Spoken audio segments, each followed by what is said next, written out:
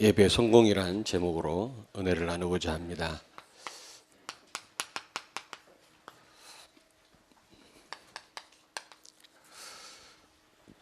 지난 주일에도 말씀을 드렸습니다마는 예배란 하나님이 최고로 영광을 받으시는 시간이다.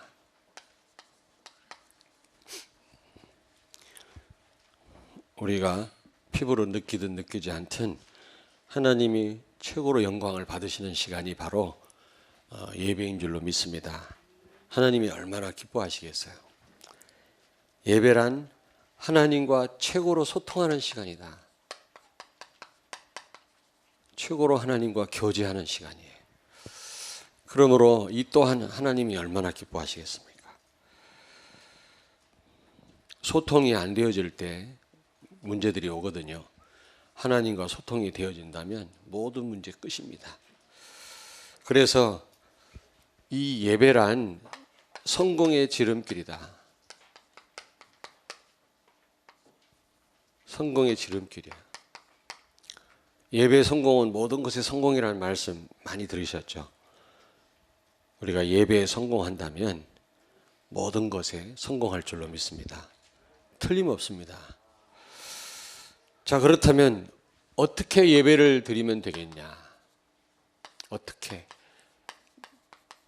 오늘 레위기서에 나오는 5가지 제사를 통해서 우리는 한번 어떻게 예배를 드려야 되는지 아시는 분은 아시겠습니다만은 다시 한번 우리가 좀 깊이 답을 내리는 시간 되길 바랍니다. 먼저 구원의 비밀을 알고 구원의 의미를 알고 예배해야 됩니다. 그게 바로 번제죠, 번제. 번제. 번제는 피 뿌리는 거 아닙니까? 히브리서 11장 4절에 왜 하나님이 가인의 제사를 받지 않고 아벨의 제사를 왜 받으셨느냐? 그거는 단지 피를 안 뿌려서 안 받으신 게 아니고 구원의 비밀을 몰랐던 겁니다. 다시 말하면 우리가 아무리 휘황찬란하게 예배를 드린다 할지라도 복음 모르면 안 돼요. 복음을 제대로 이해하고 우리가 예배를 드려야 돼요. 그래야만 하나님이 받으십니다. 어느 교회 가니까 무슨 유럽의 어느 성에 들어와 있는 것 같아요. 깃발을 쫙 꼽아놓고 그 예배 시작이 되니까 목사님이 아주 휘황찬란한 가운을 입고 뒤에 성가대들이 쫙 따라오고요. 아주 막 예배당을 어마어마하게 꾸며놨더라고. 근데 가만히 보니까 복음이 빠졌어요. 복음이 힘이에요. 하나님이 과연 받으시겠냐, 기뻐하시겠냐 이런 생각이 들더라고요. 여러분, 복음을 제대로 이해해야 됩니다. 예수님이 누구시냐? 그리스도다. 아멘. 모든 문제 해결자시다. 진짜 이 답을 내려야 됩니다. 복음 우리가 없이 복음을 잘 이해하지 못하고 예배한다면 허공을 치는 예배죠. 하나님이 그 피 냄새가 싫다. 짐승 태우는 냄새 싫다고 그랬어요. 아무리 좋은 재물을 갖고 와도 하나님은 받으시지 않겠다고 말씀했거든요. 뭐가 빠졌어요? 그리스도가. 예수는 그리스도 맞습니까? 아멘. 이럴 때 모든 재앙 저주 떠나갑니다. 정말 복음을 가진 성도들이 모여서 예배할 때 여러분 가정과 이 지역, 여러분 일하시는 일터 역사는 모든 흑암이 결박되고 떠나갈 줄로 믿습니다. 다시 말하면 완전 흑암이 결박돼요.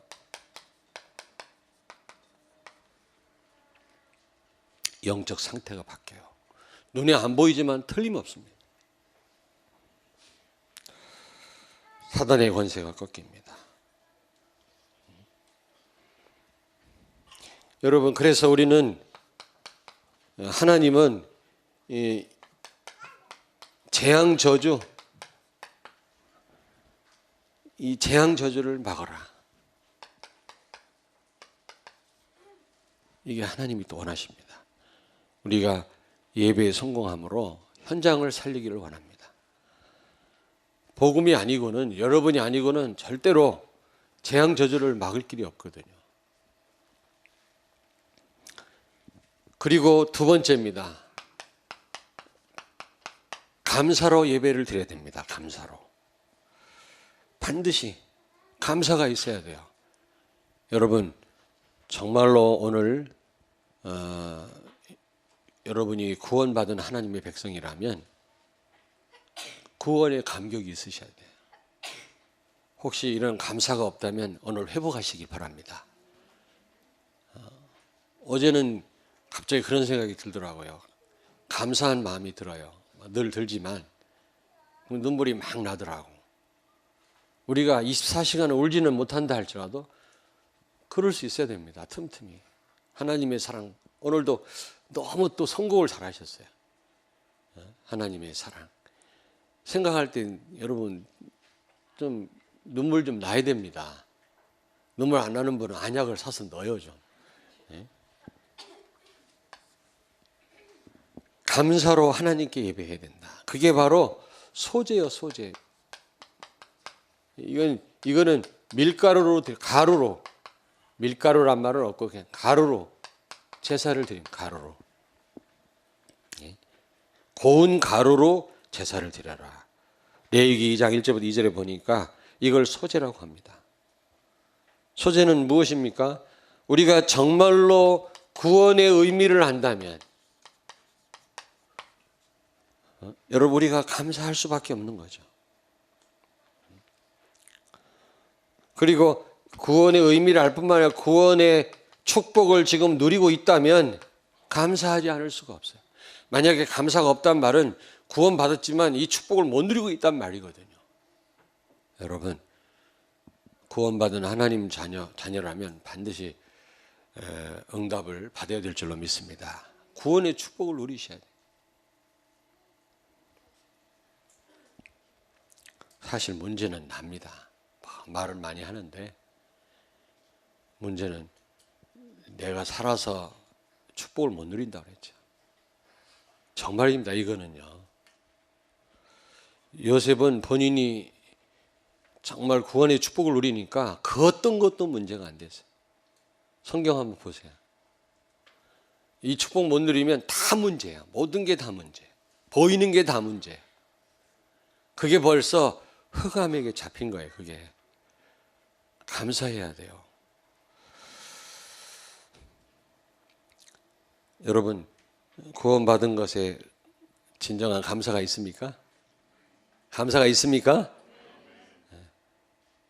감사가 있다는 분은 구원받은 자의 축복을 누리고 있는 분이에요.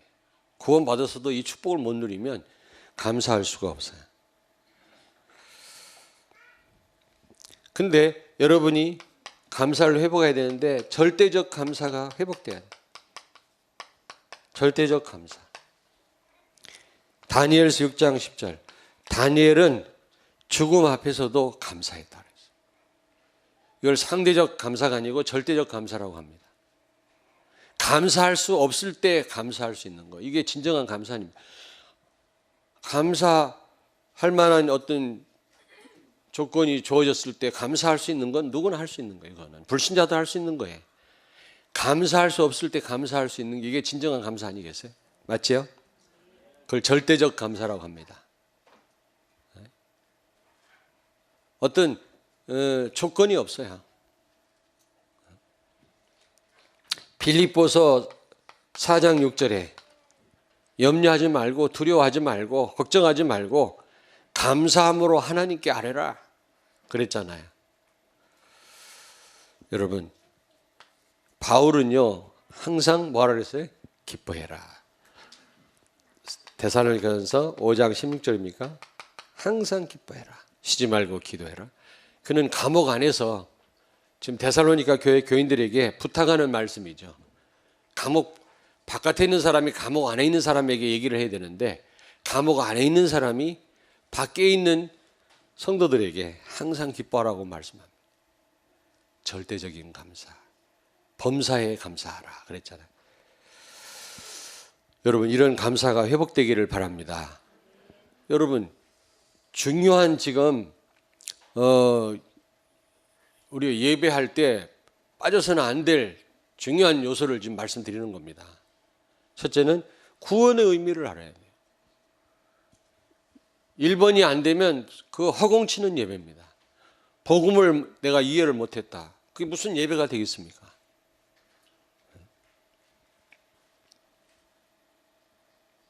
저희 어머니는 우리처럼 복음은 잘 몰랐지만 구원받고 너무 감사하더라네요. 내가 어떻게 하나님을 위해서 살면 좋을까. 그러다가 6.25 동란에 저희 아버님이 공무원이라 먼저 의리 없이 부산으로 피난을 가시고 누나들하고 피난 내려가다가 쓰러진 노인들을 본 거예요. 길바닥에. 그 6.25 동란 전쟁 가운데 노인들을 모시고 먼 길을 피난하기 어렵잖아요. 그러니까 버리고 간 거예요, 자녀들이. 어쩔 수 없이. 그 노인들을 피난 중단하고 그 빈 집에 모시고 가서 씻어드리고, 그리고 그 버리고 간 집에 가면 뭐 된장 같은 거 있을 거 아니에요. 그리고 풀어서 입에 넣어드리고, 그렇게 노인들을 모시기 시작한 거예요. 누나들이 옆에서 삑삑거리고 울고 있고, 팔남매니까 그때 딸 몇 명 데리고 내려가다가 그런 가운데서 노인들이 막 많아진 거죠. 지금 공무원 부인이기 때문에 북한군한테 잡히면 죽어요. 근데 그거 마다하지 않고, 야, 참 하나님께 받은 이 구원 너무 감사해서 어떻게 보상하면, 어떻게 내가 보답할 수 있을까. 그래서 노인들을 돌보기 시작한 거예요. 근데 닥터 톨이라고 그래갖고 대전 지역 온 미국 선교사가 의수며 손이 하나 없어요. 이게 집게인데 어릴 때 제가 봤어요. 아주 어릴 때. 그 미국 사람이 저희 어머님을 보고, 야, 한국에 이런 여자가 다 있냐. 그래서 저희 어머님을 도와서 양로원 고아원을 같이 시작했어요. 그러다 나중에 국가에서 하나만 해라, 하나를 선택해라 해서 저희 어머님이 양로원을 선택했어요. 그때 고아원을 선택하면 미국에서 이런 구제물자 같은 게 엄청 많이 왔습니다. 그래서 막 그런 거 떼어먹은 고아원 원장도 있고 막 그렇잖아요. 구제물자 뭐 미국에서 뭐 좋은 걸 많이 보내줬거든요. 노인들은 안 도와줍니다, 미국 사람들이. 고아를 도와주면 미국에 대해서 좋은 생각, 감사하는 생각 가질 거 아닙니까? 미국 사람들도 약을 써요. 손해 안 봅니다. 그러니까 저희 어머님이 양로원을 택했죠.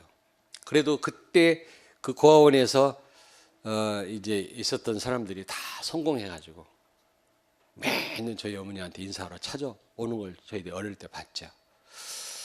여러분, 제가 늘 말씀드립니다만은 하여튼 틈만 나오면 저희 어머님이 울어요, 울어. 이서자 권사님이신데 울보 권사, 이서자 울보 권사, 울보를 넣으면 돼요. 그렇게 울어요. 근데 남자 10명도 못 이겨요, 제 어머니. 믿음을 못 이겨요. 중국의 모든 교인이 우리 어머니 믿음을 못 따라가요. 진짜입니다. 이거 거짓말이 아니라니까. 그런데 울보예요. 뭐 때문에? 늘 감사. 우리처럼 이 비밀을 깊이 몰랐는데도 그렇게 감사. 하나님의 은혜 감사하다. 이거 회복해야 됩니다. 옆에 있는 분한테 저를 축복하세요. 하나님께 감사합시다.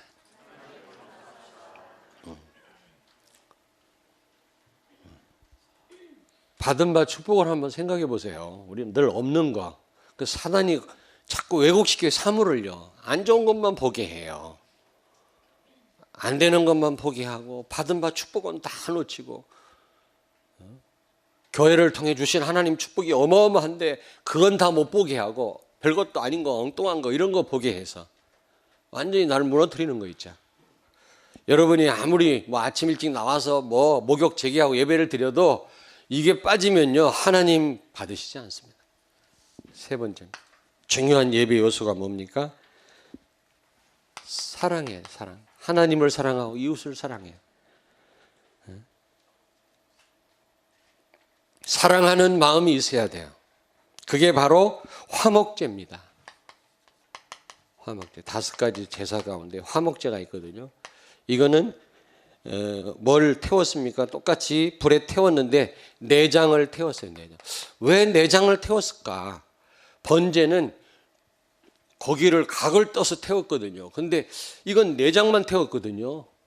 사랑은 속에서 나오는 거 아니냐, 그렇게 생각을 해봅니다.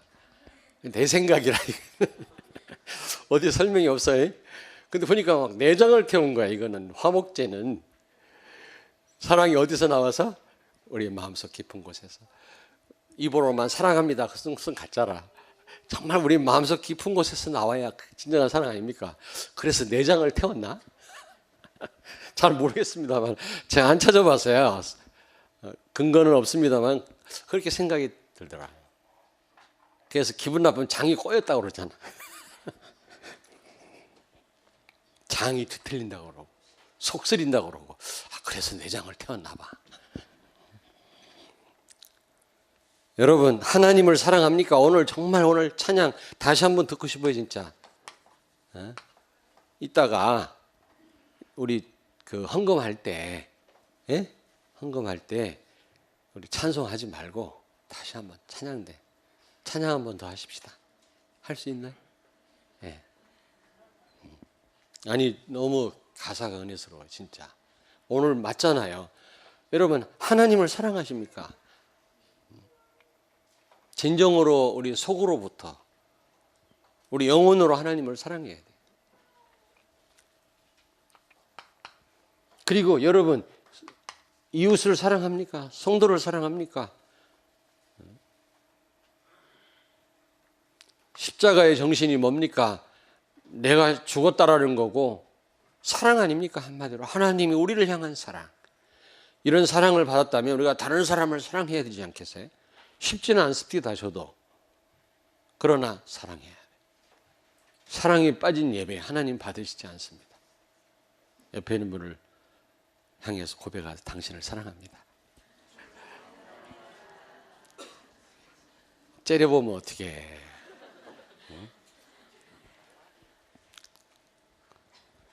여러분, 하나님을 사랑하는 거, 하나님을,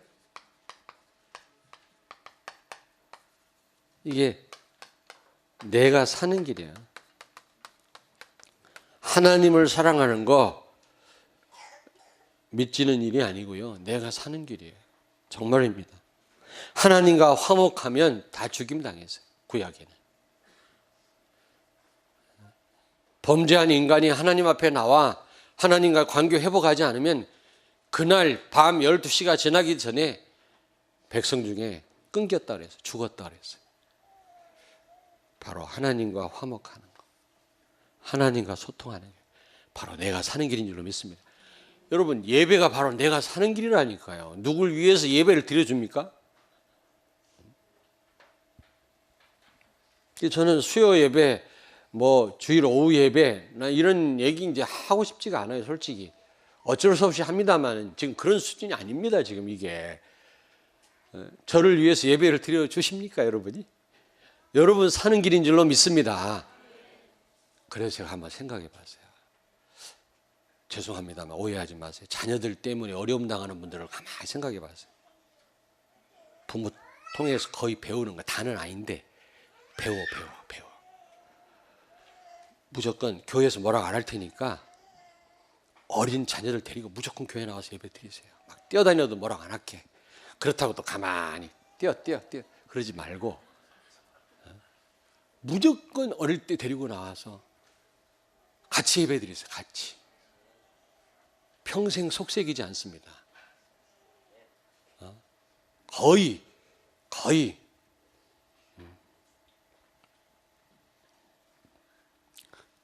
다는 아닌데 다 또 오해하지 마세요. 또 부모를 뭐라는 게 아니라 거의 그렇더라고. 가만히 생각해 보니까 부모의 신앙이 거의 이게요.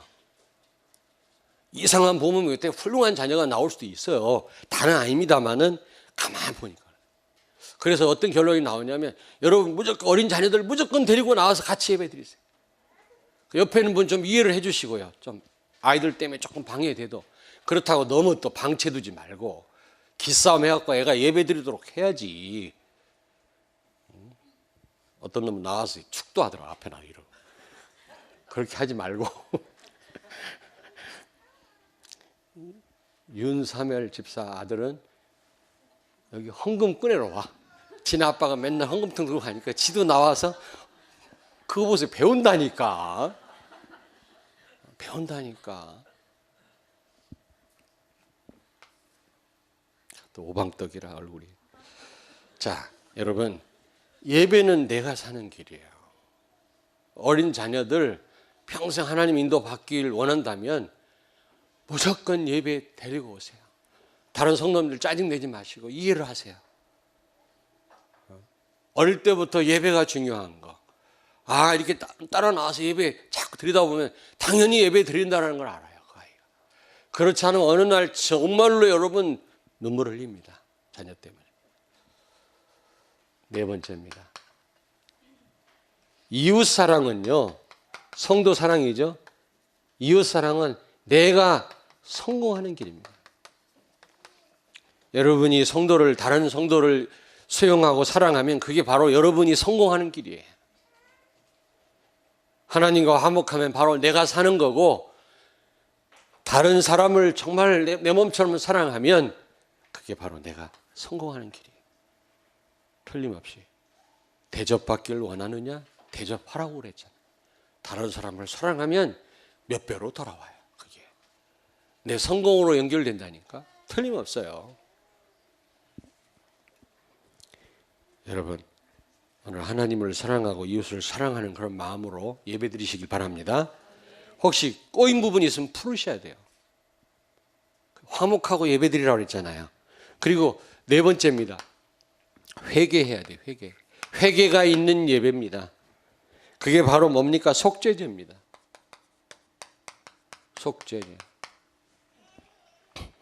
레위기 4장 4절 6절에 보니까 속죄제에 대한 말씀이 나오잖아요. 이거는요, 똑같이 짐승 잡아서 피를 뿌리는 건데 손가락으로 찍어서 뿌리는 거예요. 이거는 확 뿌리는 게 아니라 손가락으로 찍어서 이렇게 뿌리는 겁니다. 아시겠습니까? 자세한 건 모르겠고요. 자세하게 알 필요도 없고, 번제는 피를 붓는 거예요. 제단에다가. 근데 이 속죄제는 피를 흘려가지고 피를 손가락으로 찍어서 이렇게 뿌리는 겁니다. 아시겠습니까? 그걸 속죄제라고 합니다. 여러분, 우리가 정말로 회개하면 하나님의 뜻을 돌이키신다. 우리가 어떠한 죄를 범했다 할지라도 하나님 우리를 추궁하시지 않습니다. 우리가 회개한다면 요나서 3장 9절에 보니까 니느웨 백성들이 아주 하나님 앞에 큰 죄를 범했지만 그들이 요나를 통해서 복음 받고 회개할 때 하나님이 뜻을 돌이키셨다. 우리가 회개할 때 하나님은 뜻을 돌이키실 줄로 믿습니다. 우리를 벌하시려고 하시다가 여러분 그 마음을 바꾸신단 말이죠. 얼마나 놀라운 일입니까? 그러면 우리가 무엇을 회개해야 되겠어요? 무엇을? 회개할 게 너무 많죠. 무엇을 회개하면 되겠습니까? 물론 죄입니다. 죄. 여러분, 독약을 조금 먹었든 많이 먹었든 알고 먹었든 모르고 먹었든 치명적이에요. 목사님 나는 모르고 죄를 범했는데 그것도요 치명적이에요. 그것도 회개해야 돼요. 알고 범한 죄도 똑같은 죄고요. 모르고 범한 죄도 죄고요. 큰 죄든 작은 죄든 독약은 많이 먹든 조금 먹든 치명적입니다. 다 죄입니다. 회개해야 돼요. 우리가.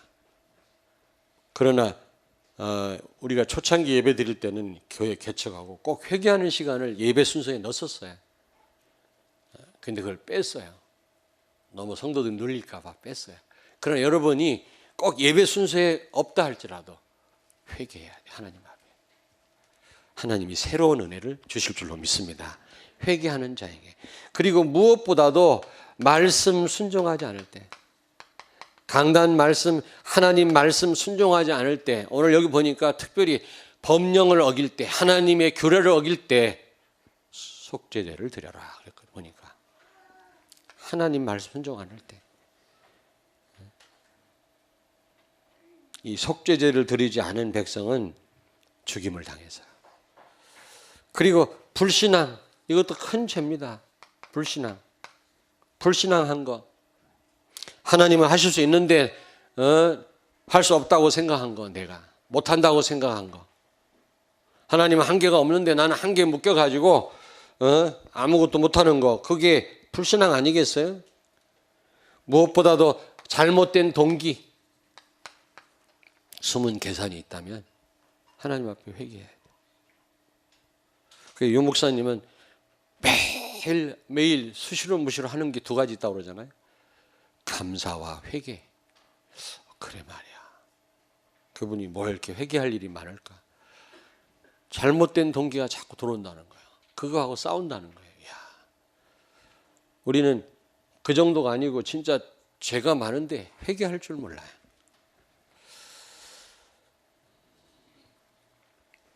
자, 여러분, 회개가 있는 예배 되기를 바랍니다. 성도들은 서로 모르지만 하나님은 다 아세요. 우리의 마음과 생각을 다 아시고 우리의 모든 삶을 다 아십니다. 불꽃 같은 눈으로 다 감찰하시는 분이라고 그랬잖아요. 다섯 번째, 어떻게 예배 드려야 되겠냐? 우리가 헌신하는 삶이 있어야 돼요. 그게 속건제입니다. 속건제. 이 다섯 가지 제사가 레위기에 나오는데요. 이 속건제, 레위기 5장 15절 보니까 속건제 한번 찾아볼까요? 5장 15절 한 절만 있습니다. 152페이지 레위기 5장 15절 한 절 같이 읽습니다. 누구든지 여호와의 성물에 대하여 부지 중에 범죄하였으면 여호와께 속건제를 드리되 내가 지정한 가치를 따라 성수의 세겔로 몇 세겔 은혜 상당한 흠없는 수장을 양떼 중에서 끌어다가 속건제를 드려서, 그랬죠. 이게 무슨 말입니까? 성물에 대해서 범죄했을 때, 성물에 대해서 범죄했단 말이 무슨 말입니까? 블레셋이 하나님의 언약궤를 빼앗아다가 다곤 신당에 뒀거든요. 어디 감히 하나님이 임재하시는 그 바로 언약궤를 어디다 갖다 뒀다고요? 블레셋 사람들이 그 섬기는 다곤이라고 하는 그 신을 모신 그 신당에다가 하나님의 언약궤를 갖다 뒀거든요. 그랬을 때 어떻게 했습니까?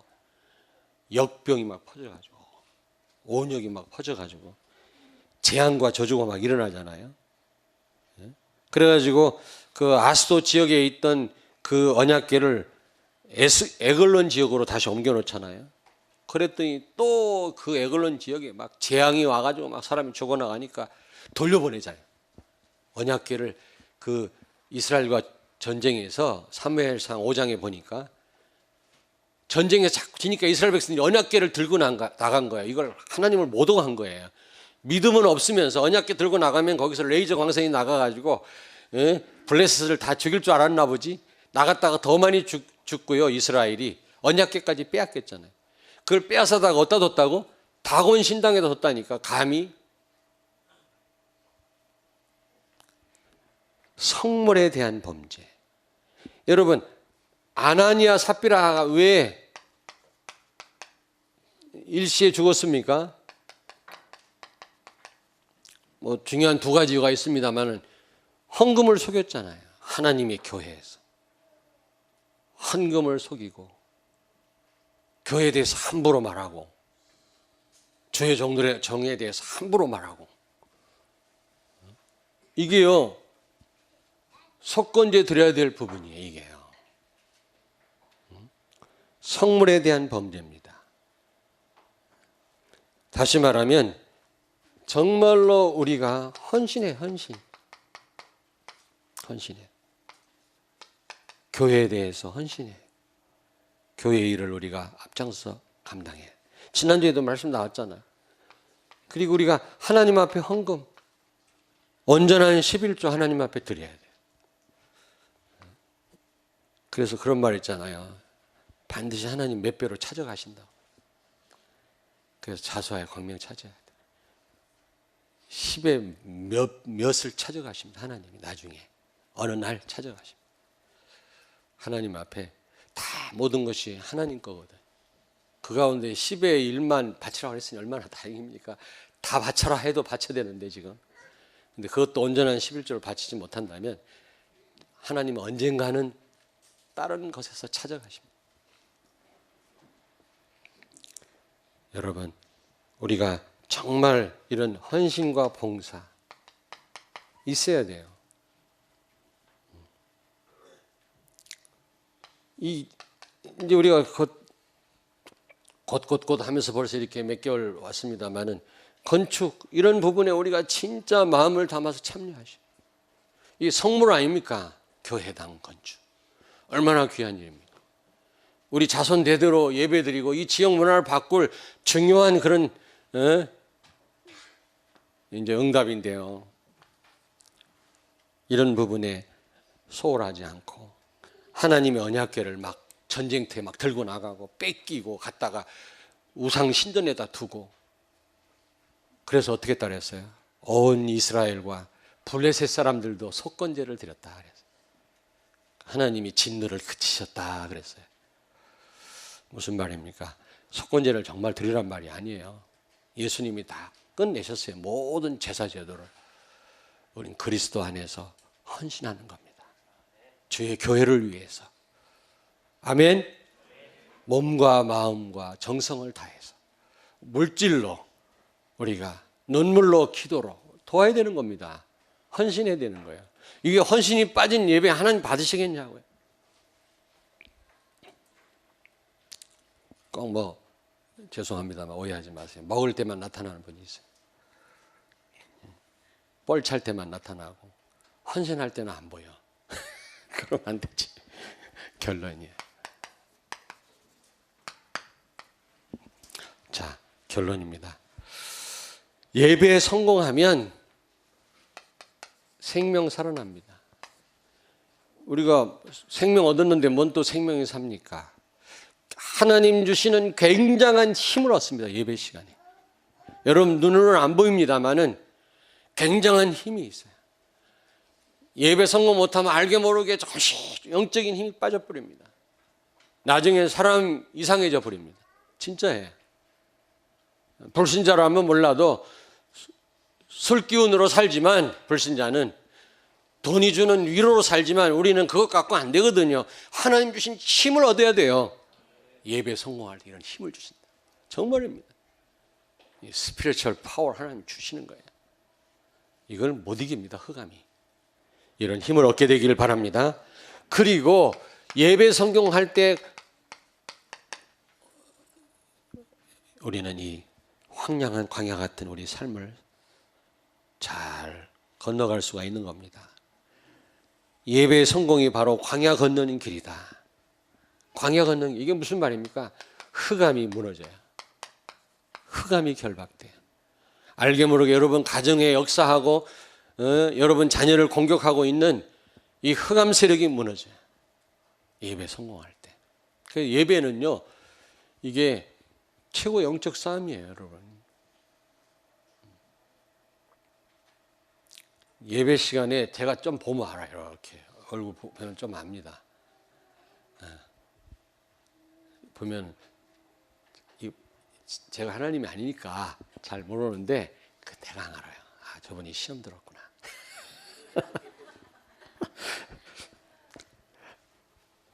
세 번째, 큰일 났네. 이제 표정 관리하려고 지금 애를 쓰시는데, 자, 그리고 가나안을 정복하게 돼요. 예배 성공할 때 가나안을 정복한단 말은 뭡니까? 정말로 이제부터는 사람 살리게 됩니다. 이런 응답을 꼭 받으시길 바랍니다. 기도하겠습니다.